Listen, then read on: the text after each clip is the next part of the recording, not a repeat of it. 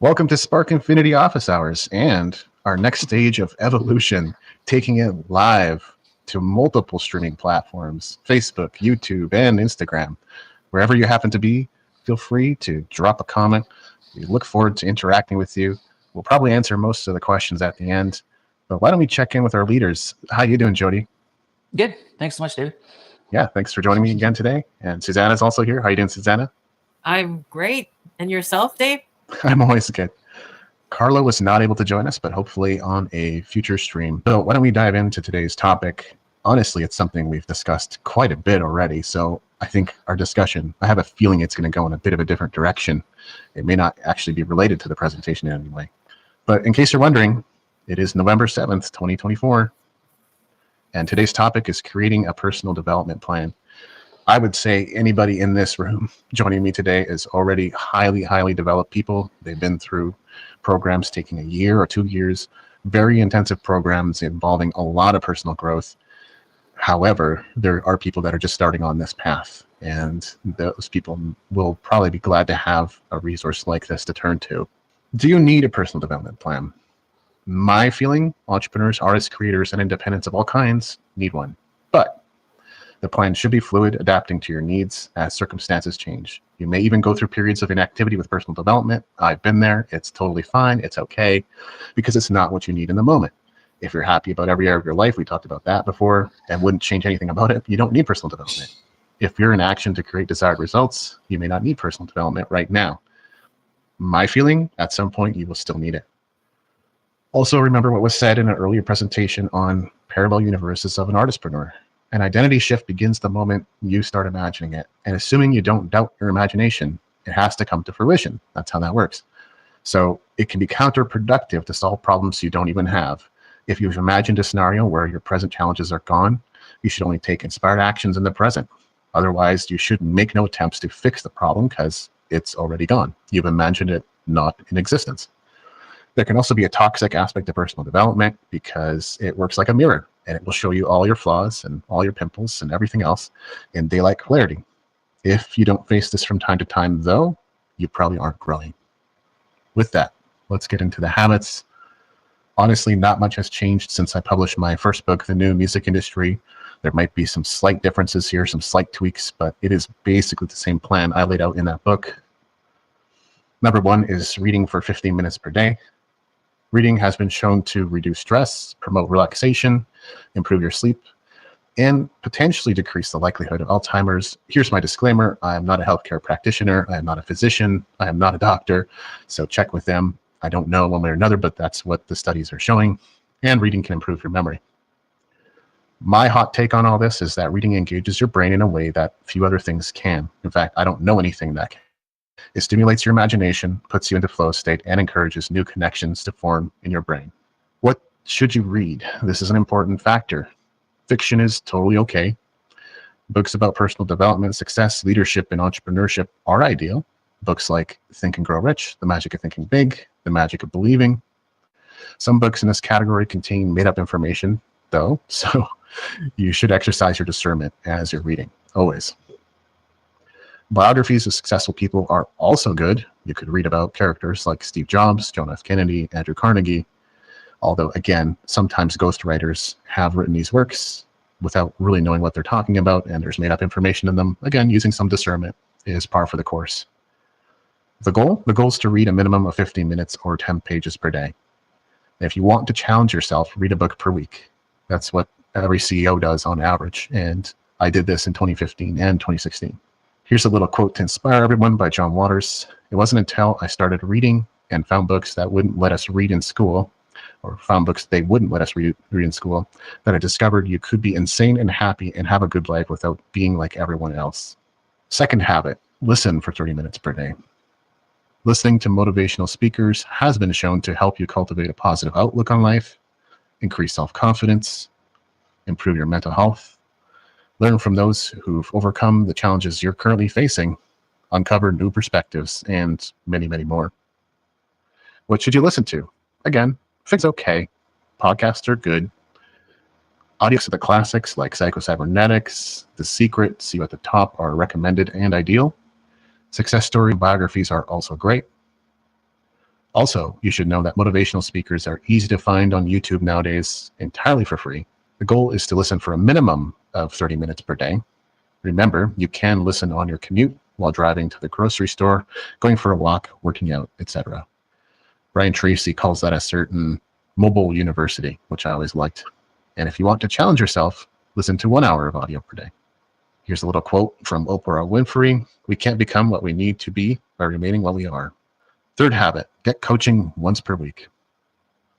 Benefits of coaching may include setting and achieving goals, increased self-reliance, increased satisfaction in your career and life, increased productivity, improved working relationships, and improved communication. To ensure you're on the right track and you're actually improving, you must get a qualified outside perspective. It's hard to tell sometimes as you're on this personal growth path. You're reading, you're listening, and hopefully you're applying and actually doing things, because if you don't take it out into the world, you're not learning as much as you could be. You need a coach to help you to see things that you can't see, to make sure that you're on track. Finding the right fit is absolutely key.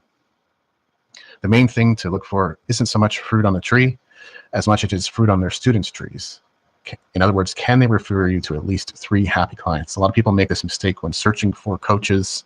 They evaluate them based on what they've accomplished. And the reality is, there are a few cliches as common as coaches who don't have enough time to implement their own frameworks, formulas, and methodologies. A busy coach is going to be working with others. The goal is to connect with your coach once per week. If you want to take it a step further, send daily updates to your coach. Of course, you should get permission from your coach to do that. I can tell you from my experience of being a coach that we appreciate those daily updates. It's nice to know that you're on track, that you're doing things. You may not be able to read them all, but coaches do appreciate when you work out an arrangement like that. He who shall not be named, Bill Gates, said, everyone needs a coach. It doesn't matter whether you're a basketball player, a tennis player, a gymnast, or a bridge player. Fourth habit, take 1 course per month.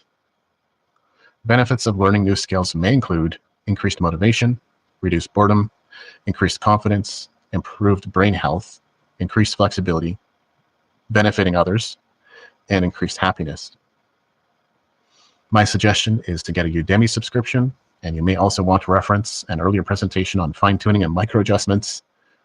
Learn about aspects of digital marketing, social media, AI, anything you're interested in, or in any area where you don't feel you have the right knowledge or skills to proceed. The goal is to take 1 course per month. Realistically, depending on the length of the course, you may be able to take more than 1 course per month, up to 1 course per week. Remember, technology is changing fast, and it's having an impact on the way we do our work. Learning new skills will continue to increase your personal value and make you more adaptive to life and any challenges you may face. And hot take, you don't need school. A lot of people, I think it's one of those cost to benefit ratios that is worth evaluating. When you can learn a lot of things very quickly online for far less, is it worth going to school to pay $30K a year to learn the same skills at a much slower rate? I'm not here to say one way or another. Sometimes school is the right thing. Sometimes courses are the right thing. But do you need school to gain new skills? Absolutely not. Jim Rohn says, learning is the beginning of wealth. Learning is the beginning of health. Learning is the beginning of spirituality. Searching and learning is where the miracle process all begins. Habit 5, attend a conference every 3 months.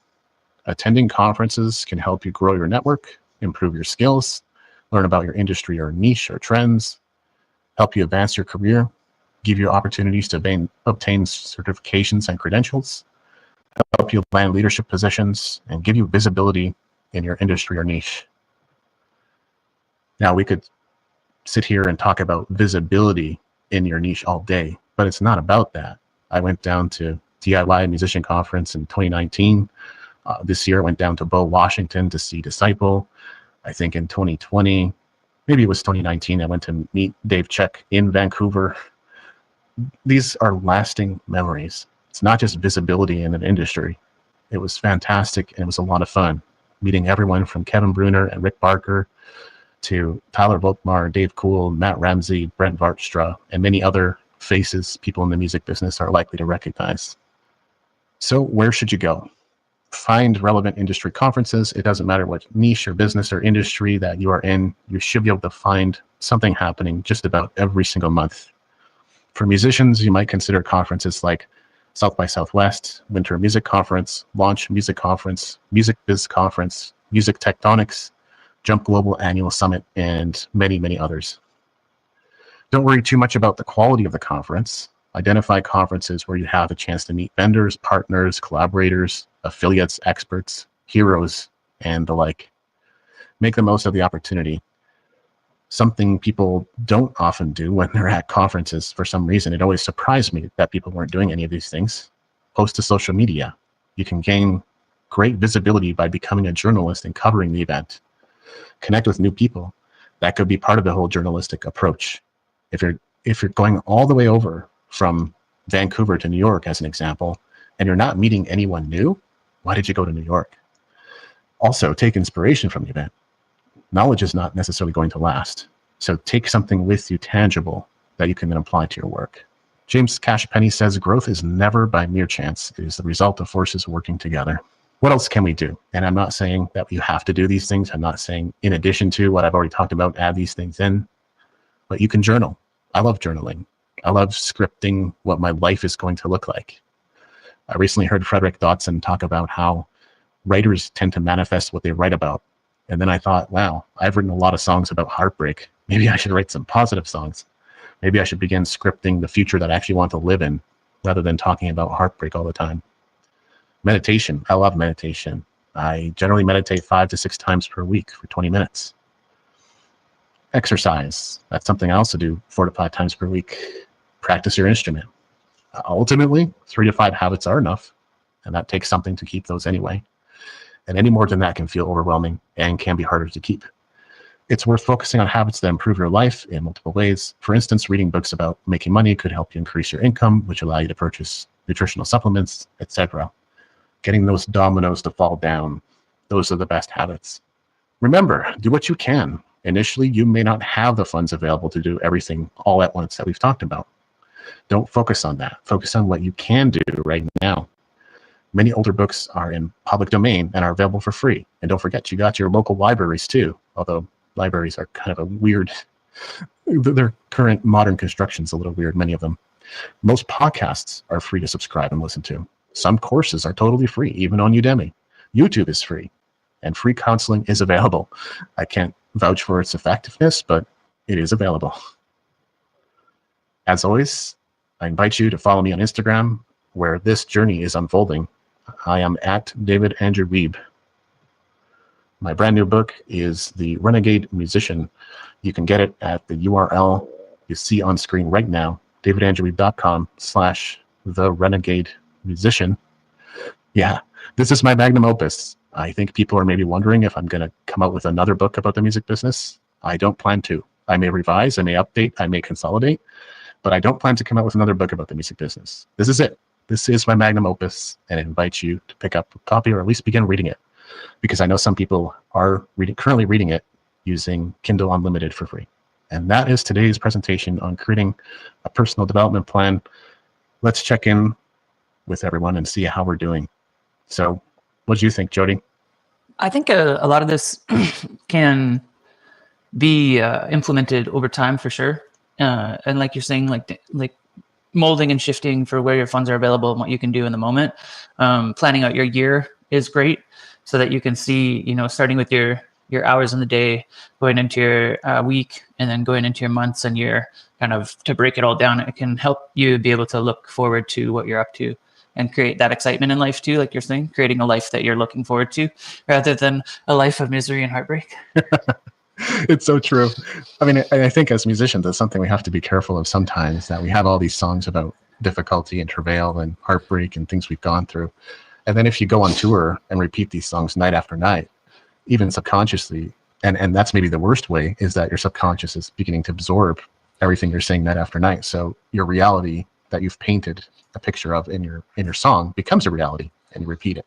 Yeah, and I mean, it just depends. I think in that there's just so many perspectives and points of view that can be led from that. A lot of the stuff when I'm writing is of victories coming through that. So reflecting on it can offer other people too a way to look into, yeah, it was tough at that time, but at the same time, it can help them grow and shape their futures and present moments. Look at a guy like Ed Sheeran, right? Yeah. That's the way I'm having to look at it as well. And look, I've gotten great therapy from some of my songwriting efforts. Some of those have led to a lot of healing for me. So even if they aren't exactly positive messages that I want to repeat now, upon closer evaluation, if the song is about overcoming, even if it's talking about things that aren't exactly what I want to attract or create in life, if they're about overcoming, then they're well worth it and shouldn't be neglected. I mean, even a song about struggle is great. If you look at, there's a new documentary by Bruce Springsteen, I think it's called The Road on Disney Plus, and there he describes like how he maps out his playlist of like what are the songs we're going to play, so set list, and he's like, what is the story I'm going to tell on the road this time, because it's like you said, it's altered. I mean, with all of this stuff going on with the election in the States, as we all know. Woo, or no. There's just so many things to focus on in strategizing how to tell your story and what you're up to. Even with old songs, it could mean something completely different to you now than it did when you wrote it. Absolutely. I mean, the politics is a whole other. I don't think we're going to go down that one today. But I'm here. I'm with you. It's either woohoo or oh my god, what's going on in the world? And I'm not going to reveal which I am, but I don't think people are confused, especially if they've read Renegade Musician. They're not confused about which side I'm on. What are you hearing in all this, Suzanna? Well, with the habits, I'm actually very surprised you didn't have anything like talk to someone.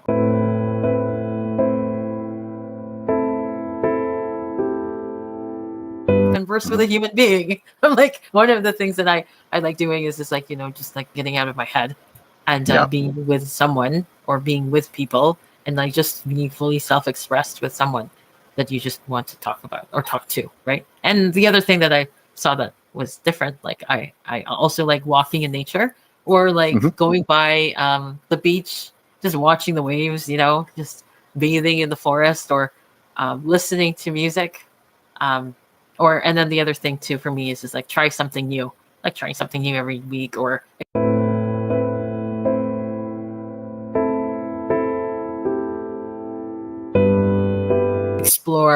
explore a place that you've never been before. So those ones are like things that I would take on. Yeah. And then that was just missing for me. Yeah, good point. So the third habit is getting coaching. That would be the talking to people part. And I agree with you, though, that if you're going to read and listen to audio, you have to apply it or it's not really good for much of anything.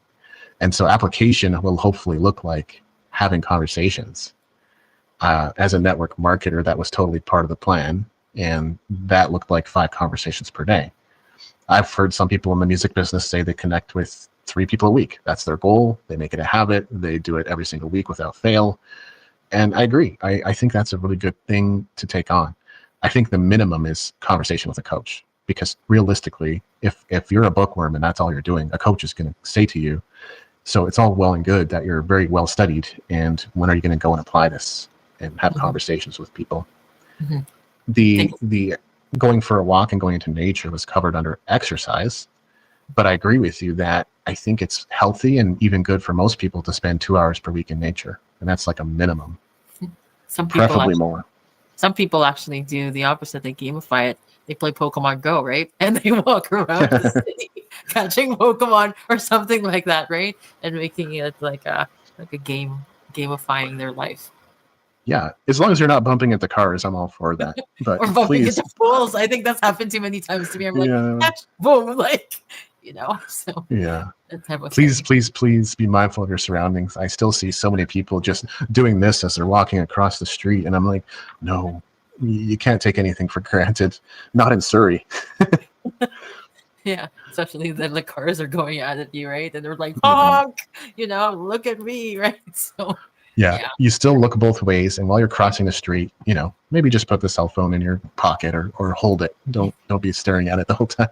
Yeah, exactly. It would be interesting if they actually had something like Pokemon Go, but for music. Imagine so many musicians on their phone and playing with their music, and it's a gamified type of thing. But anyways, that's another thing that could be working. Somebody could take that idea to it. What would you capture? That would be my question. What would you be going around capturing? I don't know, different things are in your environment, and they would be kind of different notes, and then they would put all the notes together and whatever you captured, and then it would create a song for you for for artists that they can, like what Jody was just saying, creating lyrics, or something like that. Well, I think I have an idea, and people should license it for $1 million from me. But the idea is every landmark that has something to do with music. So in Vancouver, it might be a certain music studio, and it says, Mariana's Trench recorded here at this studio. So it gives you a little bit of history. And your mission is to just go around the world collecting different music landmarks. That might be an idea. That would be great. Yeah, then they could create that, and then it becomes a monster or like a music piece or something like that, right? So yeah, I used to do that with skateboarding. I'd go to like all the cities I would go to, and then I'd go to the skate spots that I saw in the videos so that I could like relive that energy. Recently, when I went to Philadelphia, I went to Love Park, but they had torn it all out, so it's totally completely changed. So it's like so different, and I was a little disappointed. But other than that, it was still a place that I was like, I gotta go check it out just to see it for myself, kind of thing. And it's not even remotely close to what it used to be. Yeah, what else was there? Venice, Versailles. What was that one college? There's a bunch of landmarks in California. I know that. Oh yeah, like San Francisco, like everywhere. There's so many. You can see so many spots, like just walking down the street a lot of the time. It's really cool. Yeah, I guess it depends on how many skaters you're acquainted with. Have you ever put that in your music video, Jody? Like all the skater parks, and you put it into your music video? Oh yes, no. I mean, I did the Colors music video. Is that it's me like giving a showcase of my life and kind of like a love letter to skateboarding and what it was able to create for me. Yeah, it's a really cool video. Everyone be sure to check it out on YouTube. I don't know where else you got it. If you have it on the website. YouTube or the website. Good stuff. I think it might be in my review too, if people can find that. I think your review's still in there. Yeah, awesome. The other thought that I thought about was like, the coaching. Sometimes I feel like coaching is like, oh, you're bad and wrong. I tell you what to do, sort of thing. So it's kind of like, I don't know, in my mindset, it's like rebel, and kind of like want to do something freeing like that I want to do. Sort of, but like I understand that, like, coaching, you go to a coach that you kind of look up to and, do something, right? So, yeah, I guess this depends on the personality type that you have, if they like to do the coaching part or not, right? So, yeah, I get that aspect of it. And I think from what I've experienced, it's not just the coaching. Reading books and listening to audios, you can also kind of feel judged or made wrong. Oh, that's true. Because personal development is all about putting a mirror in your face and showing you, oh, you got a wrinkle here, you got a pimple there, and look at this, like you haven't even trimmed your hair, what's going on there? Like that's personal development. Or your teeth are rotting, or like, for example, I heard that with Johnny Depp. I think that the fans were actually noticing his teeth, that they're no longer rotting anymore. So that kind of reminds me of that. Interesting, yeah. And not to like draw attention to physical appearance necessarily. It's just one of those things about personal development that it takes courage. You have to be brave to step into it and to want to continue to do it. There definitely comes a point if you continue, because I've been doing this since, was it 2009? I think, no, 2007. So I've been engaged in personal development work since 2007. That's over 10 years. And so some of the stuff over time, it gets easier because it's like I've conquered that, or I've mastered that, or I'm getting better at that. You start to recognize that in yourself. But when you're first diving in, it's like, oh man, you feel bad about the potential of what you could be. That's what I've noticed. Well, who's controlling the ship? Like usually when like you're controlling, like you go into the personal development, like there should be like a drawing phase. What do you want to be? Draw here, draw there, draw here. This is what I want to visualize. And then suddenly like you take into consideration what I want to listen to, what I want to see, what I want to do. And it's like you have this whole vision board of like what is it? Yeah, sort of thing. Yeah, a different mindset. A personal development roadmap. I honestly would have loved that. I don't think I had anything like that. I don't think most people have anything like that. It's mostly like stumbling through the resources and separating the wheat from the chaff and setting aside the grifters and trying to embrace the stuff that is actually getting you results in life. It's like a treasure map in a way. Yeah. Like, somebody has the treasure at the end. This is the person you want to be, and then kind of go from there in a way. Because it's so easy to get stuck in, and life will surprise you. Like I currently have someone sending me all kinds of opportunities, and I'm like, I don't know if I trust them enough at this point to like just go and do all those things. and so like the trust just hasn't been built yet, and maybe it can be, and maybe it will. But life does surprise you, and that's kind of what I've been surprised by lately. Yeah, I think it also depends on the type of person you are too, like with regards to, like, I think we're all creative types, right? So, and Yeah. people who are watching could be maybe a total opposite or something like that. I wonder what they would actually think. But Yeah, great question. I suppose we can only speculate. There's no way of knowing for sure how they go about things or how they think about things. What I've noticed, at least, is that people have unique challenges. So something that I struggle with, Jody may not struggle with, and other viewers are maybe not of a different temperament, we'll say, or a different personality type, may not struggle with, I struggle with. So even amongst creatives, it's going to be unique, and amongst people who are not, or are just differently brained, are probably struggling with different things. but like all in total, like, it's all about how we interact with the world. Like, like I think one of the things is people getting out of their shell and talking to people, like not being in their head all the time. Like I had gotten to a phase where, like, if I open my mouth, people are gonna say you're wrong, like, or like, you're annoying, you don't deserve to speak up, or something like that. Like, Yeah, well, so it's interesting because that's a perspective too, right? In other words, like, some people are going to be so sold on the idea of networking because it's treated them so well, and they met so many fantastic people, and it's helped them build their career or business. So they're going to swear that networking is the answer. And I'm like, at times, networking has yielded benefits, like powerful benefits for me, and so I can't deny that. And yet, would I say that all of it was fun? I would say a good portion of it was not fun or enjoyable. So it's a give and take there, at least for me. how about Jody? Does Jody actually can relate to not speaking for a long time and being quiet in the room, and then suddenly you can talk or something like that, Yeah, I think it's where to like be the interruption as well, like where you need to be.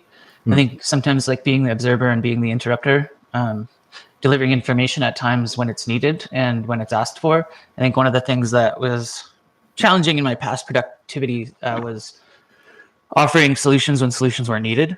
If that makes sense. And then it's like, I was just actually looking at what you were talking as well, like what are the healthy stages of building a new work relationship? Because a lot of this is, like David was saying, like vendors and things like that. I've recently been searching for work, and it's been way more difficult than I've ever had be. And I have the most experience I've ever had in my entire life. So it's extremely humbling to be out there and almost looking at things in simplistic form, even to have a list and then make it fit you. Take the things that really work for you and make it your own. Because I mean, the thing is, you can get anything from somebody, but like you said, if you're not going to put it into practice and you're not going to make it your own, it's not going to be yours. So you're going to rebel against it. So, I mean, I'm huge about that. I mean, I come up as a skateboarder, a graffiti artist. It's those are two things that don't really thrive with authority. So, I mean, it's one of those things where you want to push the boundaries and limitations, but when and where can you do that so that they're received at a specific level of respect and acknowledgement, I think, is one of the things that way. And that can be extremely challenging if you're in that rebellious mode and you can't see it, and then remove yourself from that place in order to be open and vulnerable in space. We can sometimes create distance between and not nurture a relationship in a healthy way. So interesting how you're like I never knew that you're a graffiti artist. I would love to see your artwork and everything like that. Yeah, that's all I used to do for like a long time.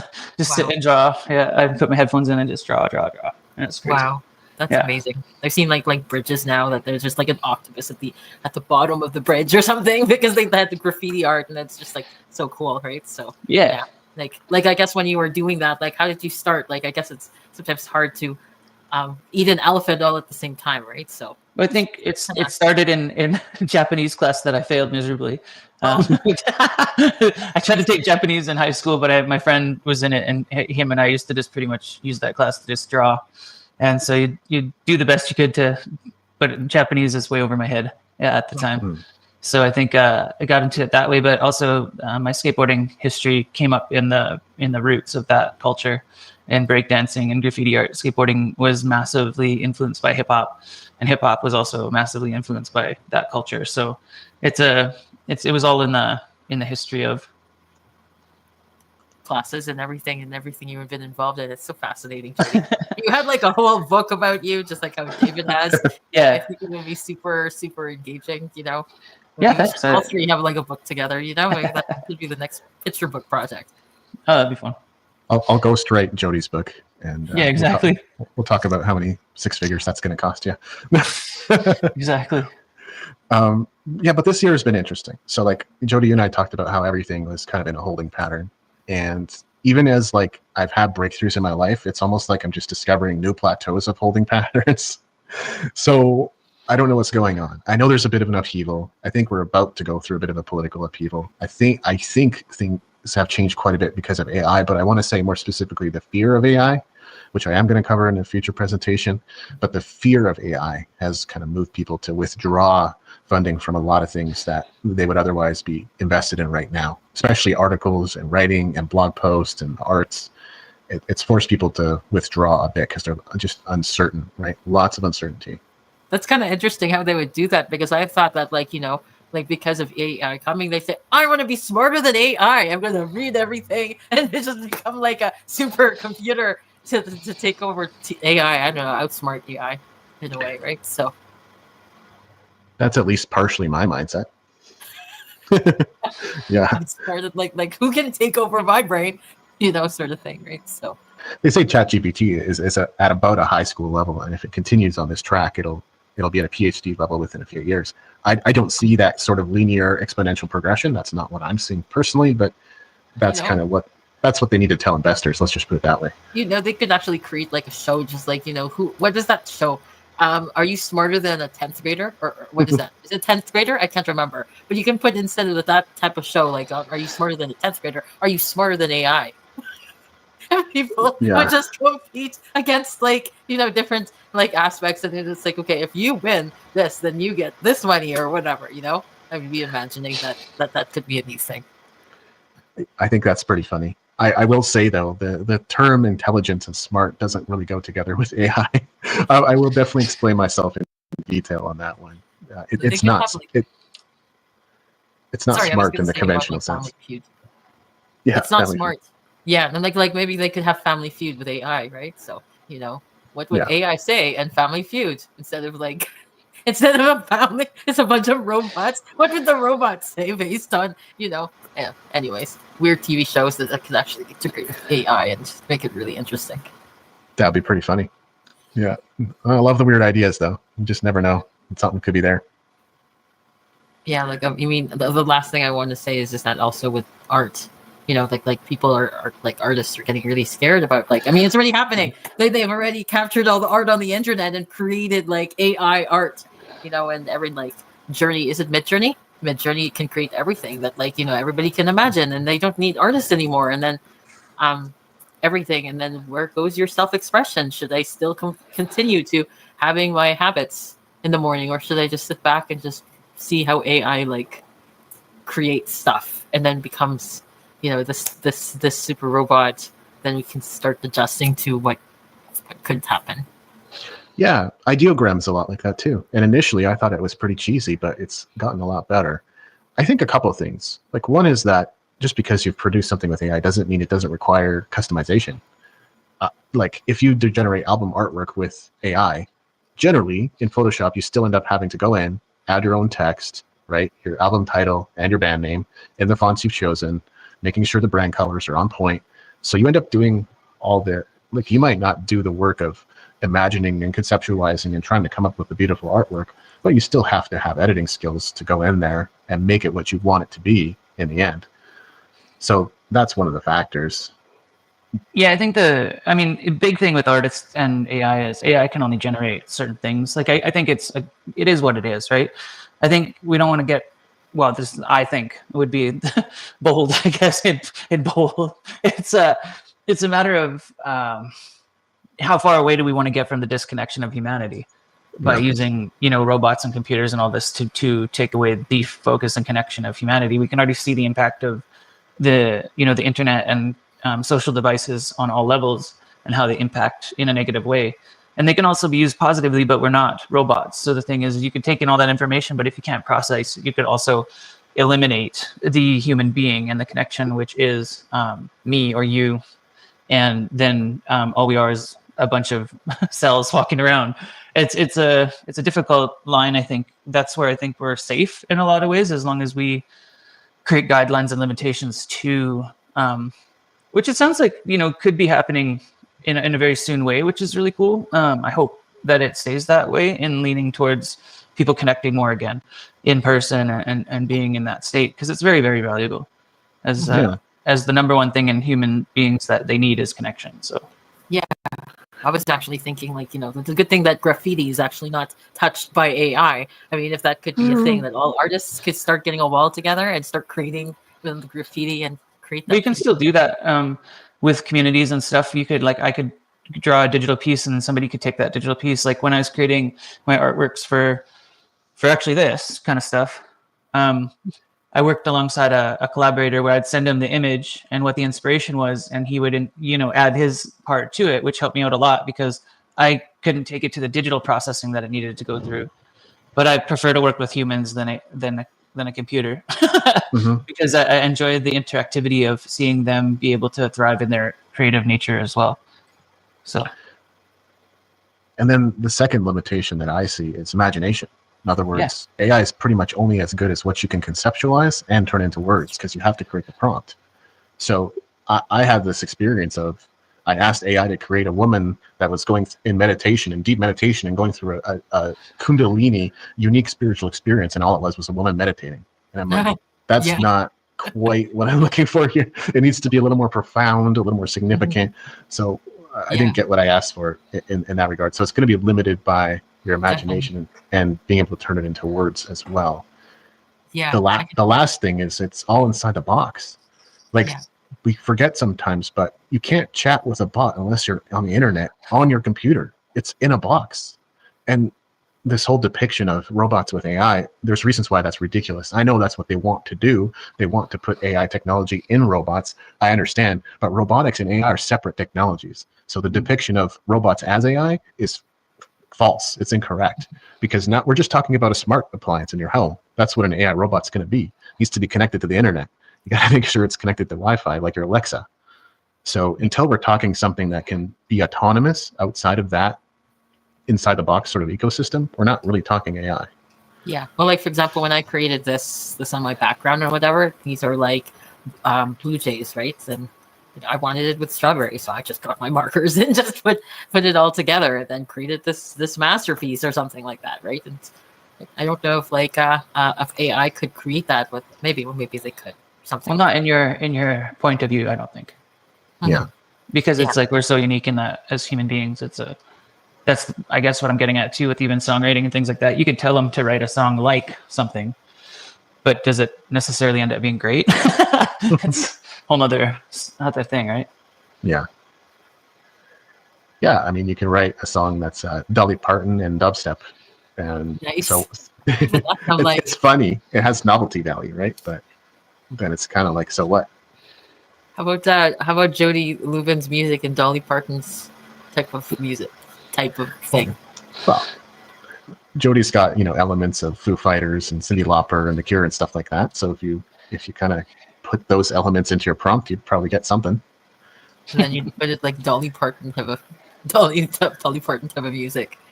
Yeah, like country music. Yeah. I thought it was more like classical, like the old, like I Dream of Jeannie type of music. I thought that was type of Dolly Parton, but I guess not. You could call it roots, I guess, in the same way Johnny Cash is roots, but I think stylistically we still call that country and western. Fun discussion though. Yeah, definitely. I really enjoy this, Dave, because I'm there's no place where I can actually really be fully self-expressed in your podcast right here. It just allows me to have that discussion compared to other places where I can't. So there's so much, like, people want certain things at certain topics, and if it doesn't align, it's like, nope, don't talk about that. You're silenced for now. That's my occurring some things in life. Well, it means a lot that you say that, and my hope is that intention spreads to other artists as well, that they get value from it, right? I made a closing video or call to action video for my YouTube today, and I basically said, sometimes I hit home runs, but sometimes I totally strike out with my content. The important part is I'm still listening. I'm still interested in what you're interested in. So either weigh in, leave a comment and tell me, or just stick with me, please, and subscribe, right? So that's my intention, and that's what I communicated in that video I just created. for my closing segment, as it were. Is it going to be shown here? No, it's not ready. Darn. Okay. But maybe next time, because with StreamYard, we do have the ability to show a lot of stuff, as you probably noticed. Mhm. Stuff like this. Go to my website. Or go to Jody's website. Jody. Oops, not that one. Right. No. Oh, right here. There. That's much better. Right. Touch this one. But those kinds of features I definitely like about StreamYard. So No, that's great. yeah, you can change our layout. Yeah. Can you put Jody's website again? Yeah, of course. Jody Lubin. Yeah, that's me. Yeah. And that's an important part of this Spark Infinity gathering too, is that everyone has a chance to be seen. That's part of it. So, well, we hope you're growing lots. I think that's our discussion for this week, but let us know how things are going on social media. Fundamentally, that's what we're all about, but we're also about connecting as real human beings too, not just being robots and pumping out the content. So we look forward to hearing your thoughts, and we will see you next week. Thanks for watching. Thanks for watching. As a creator myself, I know how hard it can be to make your goals and dreams a reality. I'm here to help you share your work, build a fan base, and turn your passion into profit. Now, sometimes I don't hit it out of the park with my content, and I know that, but trust me, I am listening. So if you stick with me, sometimes I totally strike out, but if you stick with me, I promise I'm going to deliver the kind of stuff that's going to help you get to where you want to go, because I'm always listening. If I can ask you to do something real quick, it only takes a second. If you could subscribe to this channel, it makes all the difference in the world. I'm going to be delivering more great stuff for you. And like I said, some of it might miss the mark a bit, but as much as possible, I'm trying to bring you what you need to make your career a success. So subscribe now. Thank you so much for watching.